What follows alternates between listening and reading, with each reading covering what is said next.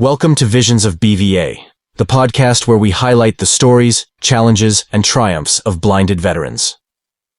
Today, we have the honor of speaking with Don Overton, the National Executive Director of the Blinded Veterans Association. Don's journey from a small coastal town in Connecticut to his distinguished military service, and ultimately to his leadership role at BVA, is both inspiring and impactful. In this episode, Don will share insights into his background, his experiences with vision loss, and the vital work BVA is doing to support blind and visually impaired veterans.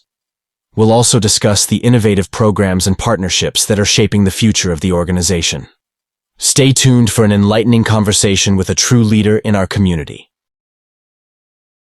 Don, it's great to have you on. How are you doing today?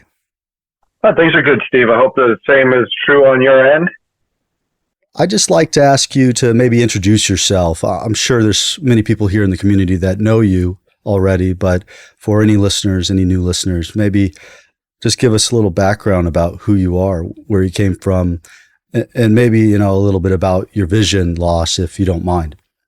Sure, absolutely, Steve. Welcome the opportunity. So, Don Overton, I currently serve as the BVA National Executive Director. I served on the Army side, born and raised up in New England, a small town, small coastal community in Connecticut, just outside of New York City.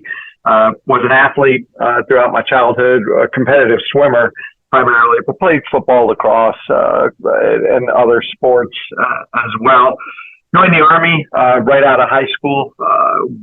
Went into the 82nd Airborne Division after AIT and jump school.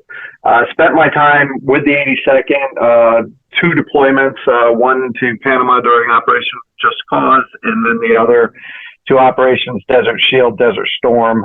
We were part of the advanced party into Iraq for that conflict. I was there for the better part of 9+ months, and I sustained a blast injury during the combat operations in that conflict. Was medevaced out through Longstuhl, Germany, eventually to Walter Reed Army Medical Center. Had a traumatic brain injury, bilateral blast, perforations to both eyes, additional injuries, lost part of my right hand and other types of shrapnel and burn related, typical blast, right? Type of a situation. Had some great surgeons out of Johns Hopkins that came up and were complimentary to the military docs up there. They were able to stabilize what was left of my eyes. I'm totally blind in the left eye, legally blind in the right, but I do have some usable sight. So I use a lot of adaptive technology, whether that's, handheld binoculars for spot vision or, advanced type of tech, or cam technologies, things along those lines to help me with reading printed materials, things along those lines. But aside from that, went on to college after I was medically retired from the Army, got my degrees in social work, got into policy and worked on Capitol Hill for a period of time on both the Senate and then the House side, and eventually crossed the dais, got into military and veterans advocacy, and for the past 30+ years, everything from being an accredited national service officer, understanding the Veterans Benefits Administration, to championing, service-disabled veteran-owned small businesses, looking at opportunities to increase our footprint in the federal contracting space. But really, it's been a desire to help affect policy that has a positive impact on all of our quality of life, whether that's blinded veterans, our family members, caregivers. So Blinded Veterans Association offered me an opportunity to come on board. I welcome the opportunity, and I am honored to be able to continue to serve in any capacity on behalf of our constituents. You answered a question I was going to ask you. I was basically going to ask you, how did you become involved with the Blinded Veterans Association, and what inspired you to take this position, executive director? I don't know if you want to expand maybe specifically on that. Yeah, no, I'd welcome the opportunity to expand why Blinded Veterans Association. It's interesting. I slipped through the cracks. Most of the veteran service organizations with a presence in Washington, D.C., do a phenomenal job of connecting with those of us that sustain injuries on active duty. And somehow, Blinded Veterans Association didn't get a heads up about my injuries. I was actually on a unique ward when I was in the old Walter Reed Army Medical Center, just based on the various injuries that I had sustained. So I wasn't on a predominantly ocular type of a unit at Walter Reed, and that's probably the reason that it ended up happening. But eventually, BVA tracked me down.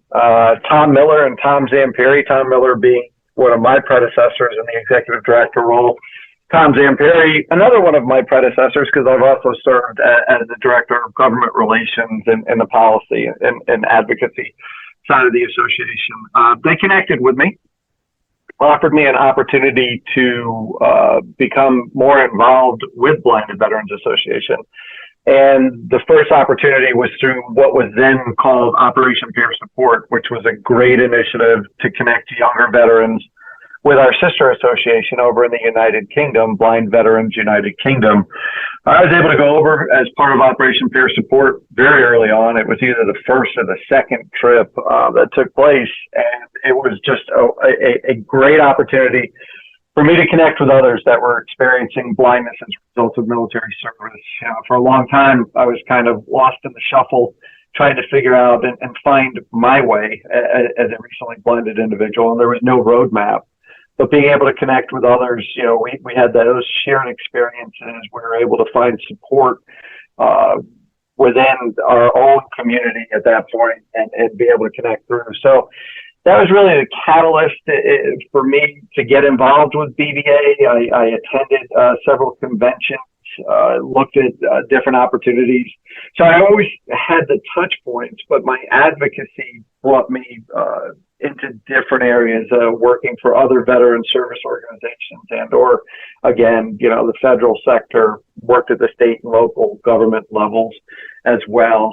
And then eventually, several years ago, there was a position that opened up on the government relations side. I applied for the position, interviewed, was hired, and then at that time, the current executive director was transitioning out, coinciding with the pandemic, the challenges around the pandemic, and the board asked if I would be willing to step in to the executive director position. And it was, again, an honor and a privilege to be able to help guide the association through some of the challenges, not just around the pandemic and learning how to operate in that new realm, but also understanding the unique challenges that most traditional veteran service organizations are experiencing today.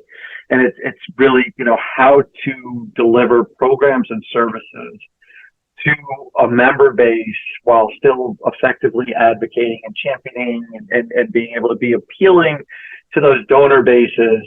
You know, we tell folks all the time, Steve, the biggest challenge is, you know, we don't make widgets, right? So we can't scale production during tough economic times. And so when we go through the challenging times, you know, you have to be able to adapt and find ways forward. And that's ways to ensure that the members are getting a return on their investment, whether that's their investment of time through volunteer work on behalf of the association or the investment of actual, you know, monetary resources, donations, and or, you know, membership dues, things along those lines. So we're always looking at how best to improve the association going forward and also make it appealing to all the different constituencies while being sensitive and understanding to the challenges of the economy that we operate in. So that's really what brought me here. I welcome the challenge. We're constantly trying to evolve the association to ensure that we're being good stewards of our donor dollars, as well as representing the unique and varying needs of our members and those that support us. Thank you, Don. No, I appreciate your leadership. It's great to have your perspective, being a blind veteran yourself, and the experiences you went through definitely help you understand our community to a high degree. What are, maybe from your perspective, both as a blind veteran, as the executive director, and everything you've experienced, what are some of the key programs and services that the Blinded Veterans Association offers to help support blind and visually impaired veterans? Yeah, it's a great question, Stephen. It's one of the things that I think we've been working really, really hard on identifying what those specific needs are. It's complicated. BVA holds a congressional charter, right? Which means that BVA is the exclusive voice on behalf of our community before the federal government. That's what gives us the ability to engage with Congress, to change policy and laws, to ensure that we have access to the goods and services on as equal of a playing field as possible. And so a lot of our time goes into, working alongside, and it's not always just, trying to drive new laws or new regulations. We're constantly looking at where can we make improvements. And so several years ago, the website accessibility was becoming more and more complicated. Although the Rehabilitation Act and the Americans with Disabilities Act had existed for decades now with requirements to ensure accessibility, the federal sector was really failing to fulfill its mission in providing accessible platforms. And we lobbied successfully, and we got that website accessibility, Department of Veterans Affairs website accessibility signed into law. And that was the catalyst behind a lot of what the Department of Justice is doing today around accessibility, not just at the federal sector, but they've recently issued Title II authorities, which looks at state and local governments, and eventually it'll go to Title III, which will be the private sector. And again, that's just to ensure and make sure that, we're able to access, whether it's the virtual marketplace or, our ability to do everything from shopping online to scheduling, a trip via an airline, whether that's an app or a website. And so, we drive a lot of those types of initiatives and efforts to ensure that the policy is there. But from there, it's really on the service delivery, Steve. One of the things that we take so much pride in, again, as a result of our congressional charter, and the unique position that we have, not just with Congress, but then with the federal agencies, and that being the Department of Veterans Affairs, our veteran service program. These are highly trained individuals that are our national service officers that represent veterans, their families, and caregivers before the Veterans Benefits Administration to ensure that our individuals are receiving the maximum benefits they're entitled to. I think the biggest secret that's out there is just what folks have eligibility and entitlement to. And so our folks are subject matter experts. They're blinded veterans themselves. They too have lived this journey. And so they're very sensitive and understanding to what our community looks like and how best to represent them. We put a lot of time, effort, and energy into modernizing that program and how we deliver services to that program during the pandemic. We invested in technology that allowed us to go fully virtual. No paper involved. We're able to communicate, to get wet ink signatures on a smart device or a tablet or even a computer. So where the VA was struggling to stay operational during the pandemic, and some of our sister associations and the bigger veteran service organizations, we were able to really hone in and improve how we delivered services and how we represented individuals. We take that a step further now in that our teams do deep dive analyses. Every rating decision that comes back from the Veterans Benefits Administration, our team dives into. They look for opportunities to be able to either, increase those decisions or look for complementary, whether they're secondary conditions or then additional benefits, additional programs, things like specially adaptive housing, vehicle grants, you pretty much name it. There's opportunities out there, clothing allowances. So we analyze each veteran, we get to know each of the individuals that we're representing and ensure that we maximize their quality of life through our ability to represent them and get them those earned benefits, and they are earned benefits. And Steve, a couple of other areas for us. We launched also around the pandemic time a new ambassador training program, and the ambassador program was intended to really help to empower the individual member. A lot of the associations, including BVA, lived for a long time off of these models of for us, it was our regional groups across the country and how those groups operated. And the groups ran into a lot of challenges, the pandemic being a big driver behind that. So we wanted the engagement of the individual members, but we also were sensitive to the expansion at the Department of Veterans Affairs. Blind Rehabilitation Service at VA had expanded their directive, so no longer were they just representing the interests and the needs of blinded veterans, but they also now expanded their rosters to low vision, meaning that, the visual impairment service team coordinator rosters and the blind rehabilitation outpatient specialist rosters increased from about 130 some odd thousand up to 1.2 million.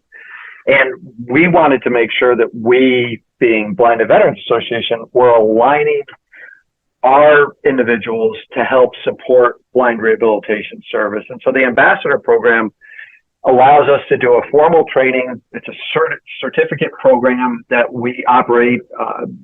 The VA comes in with some of their subject matter experts to help train our ambassadors. And then we have continuing education that's ongoing. But our folks are able to then go in through the Community Development and Civic Engagement Program at VA, formerly known as VA Voluntary Services.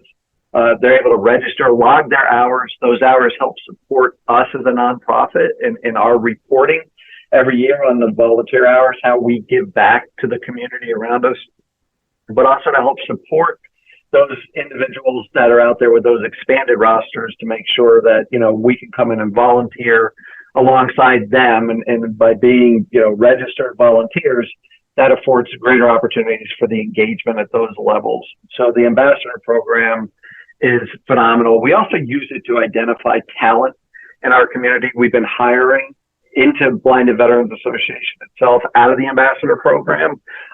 We continue to do that as we identify individuals looking to transition back to work and employment. So that's one way that we're able to, again, be able to build and grow synergy in the association. We have a vet tech program, which is complementary to a lot of our corporate sponsors. We look at the vet tech program as being complementary to VA blind rehabilitation service as well. A lot of us go to a blind rehabilitation center, a residential inpatient setting to get intense training on technology and assistive devices. And, sometimes we go home, we have some challenges with the devices. We don't have the same level of support that we had while we were at the BRC. Might be waiting a period of time for bros to be able to connect with us out in the community. So, we stood up the vet tech program to really help engage our community and say, look, we bring those companies in with the technology and we offer different levels of enhanced training opportunities. And we do that virtually. So if somebody's using some type of a screen reader device or maybe a smart cane or smart glasses, things along those lines, we bring those vendors, we bring the engineers, the subject matter experts into the vet tech sessions. We open those up for, question and answer opportunities, but then there's advanced, breakouts and options to do things to continue to ensure that our folks are maximizing their independence and their quality of life through any of these types of technologies. We even do cooking classes.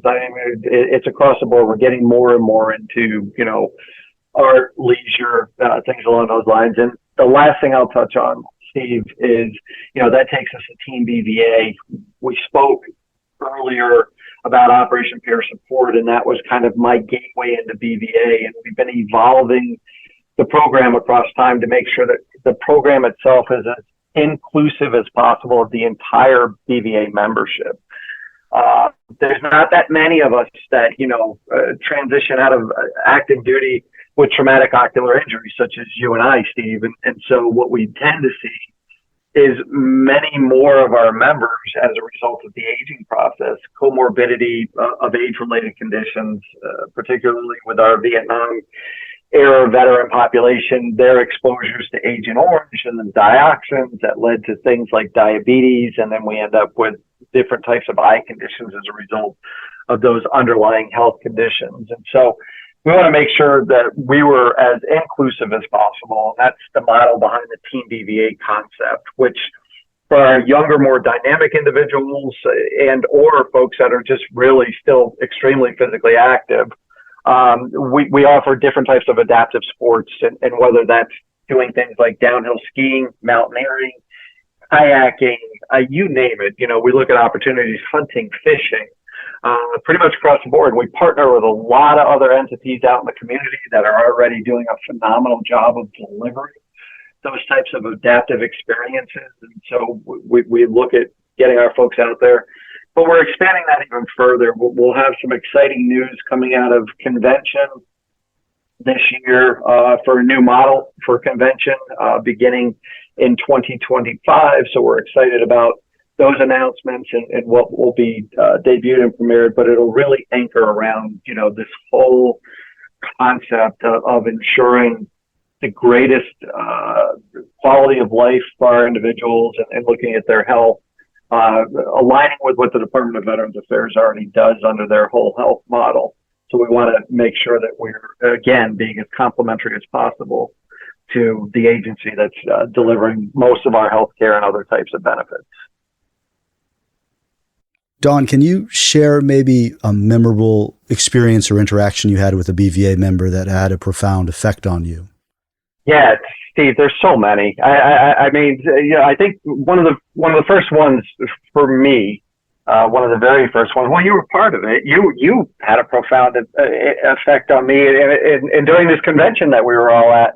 But Matt Bradford is going to be one of the people that'll always jump out for me. Matt, who will be speaking during the Father Carroll luncheon, which is one of our feature events during convention.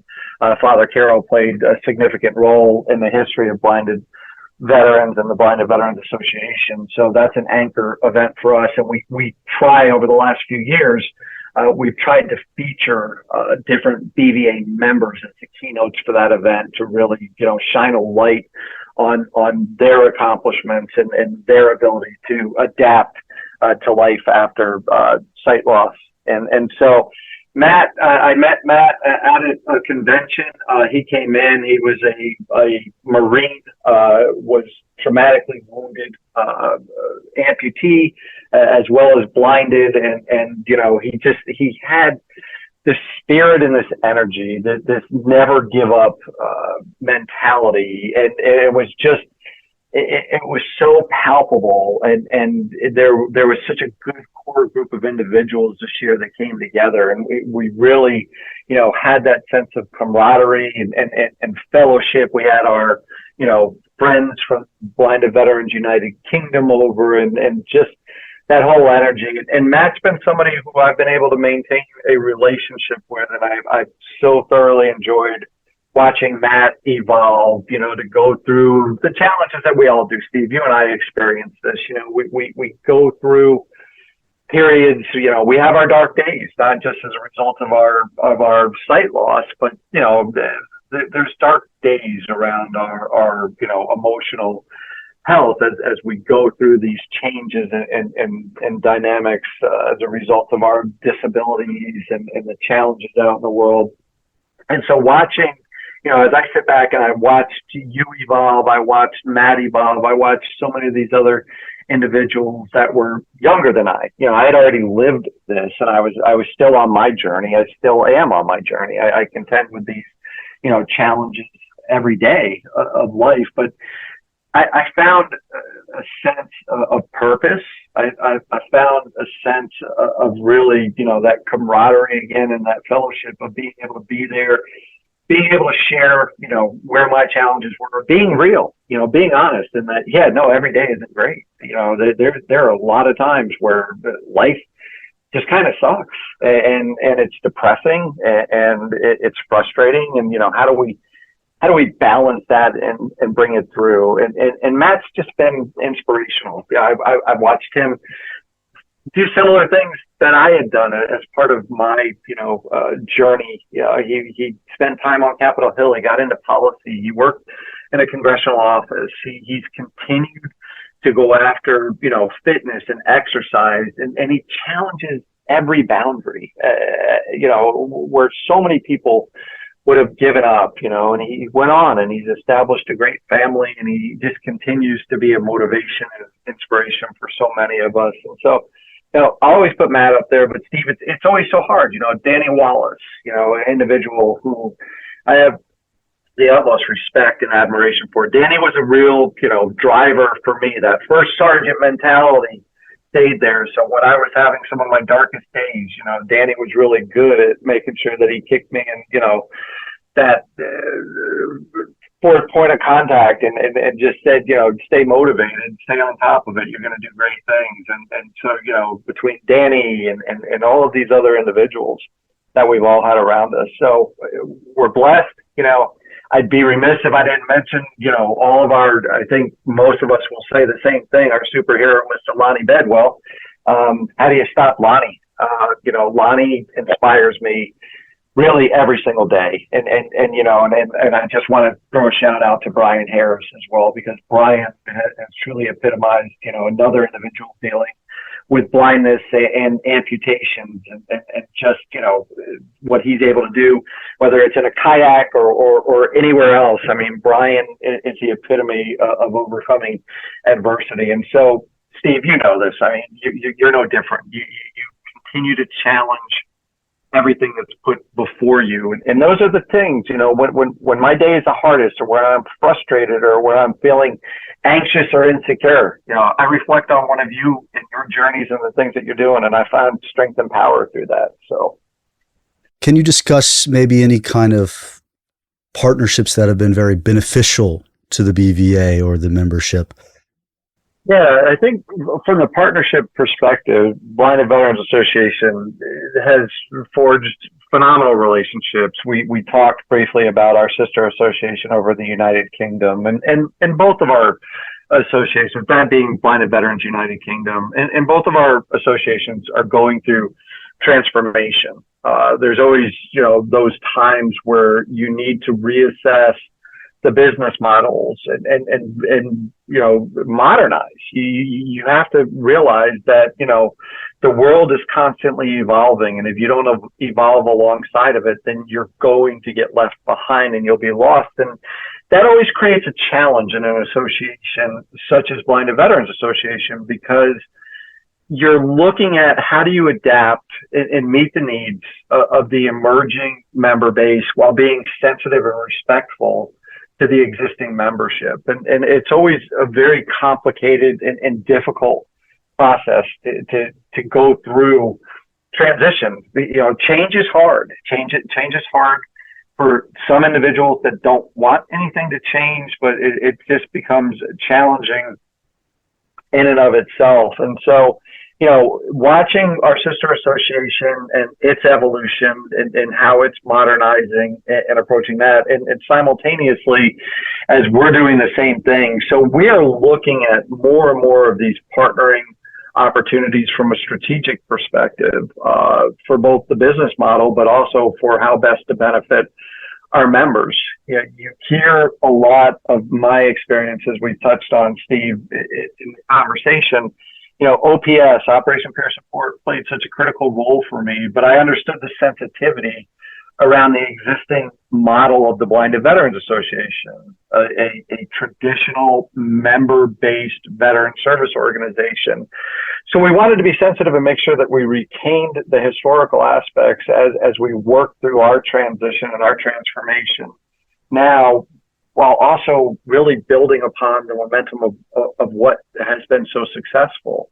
And so that's where we are right now. We're trying to evolve the association to be sensitive to the expanded member base of now low vision. So it isn't just blinded veterans, but we're also looking at individuals that fall on this much broader spectrum of low vision, which should present tremendous opportunities for us. Nothing better than, for those of us that want to go out and engage in things like, hiking or kayaking or things, to have somebody with a little bit better vision participating with us only becomes, a compliment. It shouldn't really be something negative or viewed from a negative perspective. And so expanding that, so we're really looking at this new model of engagement of this, what we're going to look at again is that kind of whole health.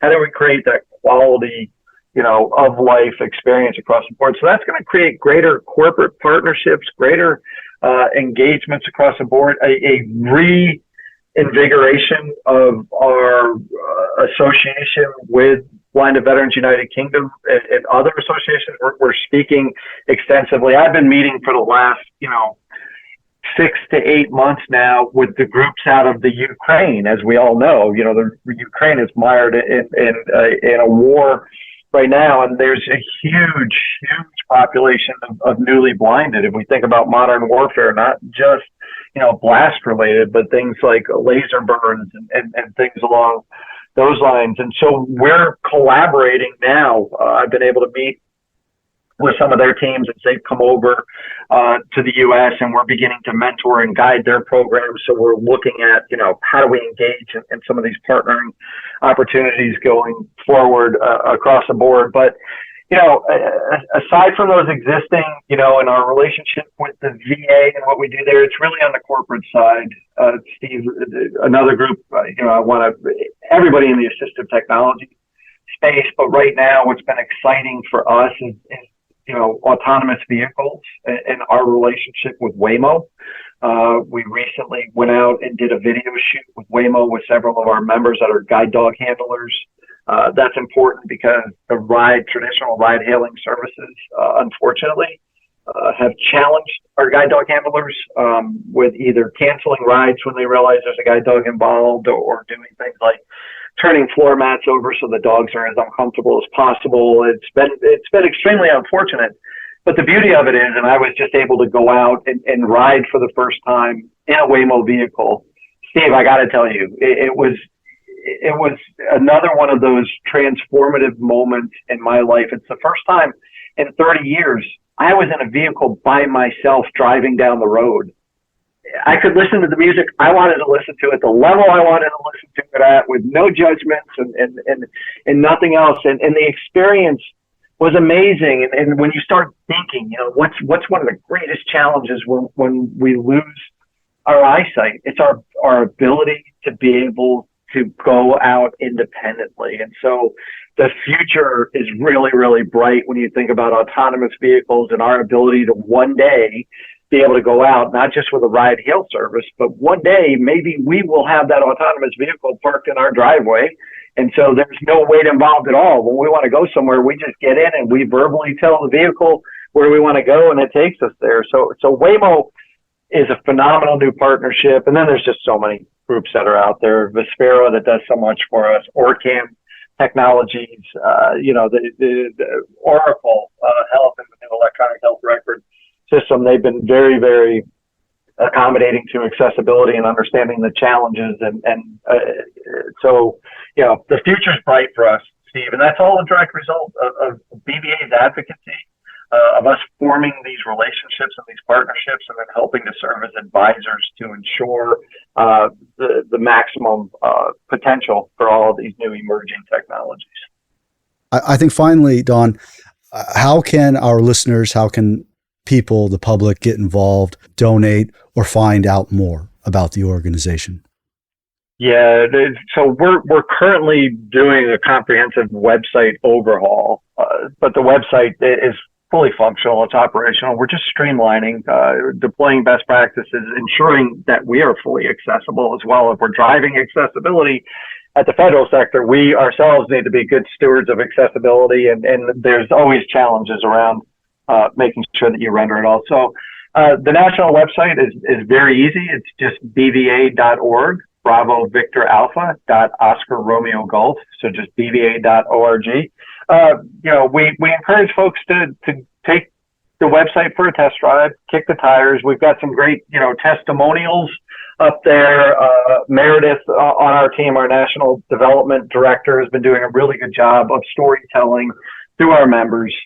So there's some phenomenal testimonials that are up there that I think anybody can connect with the different stories and the different journeys that our members go on and continue to go on. We put a lot of information up there from the policy side of things. On the donor side of things, again, we mentioned very early on the unique challenges. This is a very, very competitive battle space, a world of nonprofits. We receive no federal funding. We don't get any support outside of really the traditional donor base. That's what funds BVA, and we do that through some antiquated processes, traditional direct mail campaigns, trying to get it into people's homes, and hopefully the story will resonate with them and motivate them to consider supporting our efforts and our initiatives. All the services that we provide, whether that's our claims representation, to our putting, individuals out at these different adaptive sports clinics and camps and these outings and events. We don't charge anybody a penny for anything that we do. So everything that we do in order to do it is dependent upon those donor dollars. And so, we do the best that we can in marketing, but, we don't have huge budgets. We can't buy paid advertising. We can't afford to get into those sectors to compete with some of the bigger business minded entities that are out there. I will not name any of them, but I'm sure folks are well aware of who they are. It's impossible for us to operate on that playing field with them. And so we really just look for the opportunities to connect where we can and do the best that we can in reaching the donor base and reaching individuals and making sure, again, the most important thing for me, Steve, when I came in was being a really good steward of those donor dollars and understanding how hard they are to come by. So making sure that we were very sensitive in everything that we did. And that meant making sure that, our operations were as lean as possible. We don't operate out of a big palace. We operate out of small offices. We work to make sure that we don't drive up our deficits or our operations, and we do everything we can to maximize every penny we bring in. And I'm sensitive to that. My day starts and ends and looking at budgets and looking at positions on the financial side of things. And by the same token, I try to fill the between that with, how many more services can we provide? How can we have that positive impact on that individual that just learned for the first time that, they're losing their eyesight, or that individual who just had to turn over their driver's license? How do we make sure that we're there to be that safety net for them, for their families, to help educate them, to help motivate them, to encourage them to realize there is life after, eyesight loss. There's tremendous opportunity that's out there, and that's what we look for is how best to maximize those opportunities. And so again, BVA.org, Bravo Victor Alpha, Oscar Romeo Golf. We would welcome, any support whatsoever, and we really appreciate, Steve, your efforts to help amplify our message through these new initiatives. This Visions of BVA is a phenomenal initiative. We owe so much to you and your talent and what you have taken on to better yourself after your experience of vision loss, of sight loss. I always try to stay away from vision loss. We don't lose vision. We lose our eyesight. We always have vision. Danny Wallace drove that home with me consistently, as I'm sure he has with you as well. But we really appreciate you leading this effort and helping us get onto platforms that we didn't traditionally exist on before. Don, thanks so much for being on the show. Appreciate you, Steve. Thanks again for all you do, sir. Thank you for tuning into this episode of Visions of BVA. We hope you enjoyed our discussion and found it insightful. If you like what you heard, please consider subscribing to our podcast and leaving a rating or review on your favorite platform. Your feedback helps us reach more listeners and improve our show. Don't forget to follow us on social media for updates and behind-the-scenes content. You can find us on Twitter, Facebook, and Instagram. We'd love to hear your thoughts and suggestions for future episodes. Stay connected, stay informed, and we'll see you next time on Visions of BVA. This is Steve Baskis, signing off.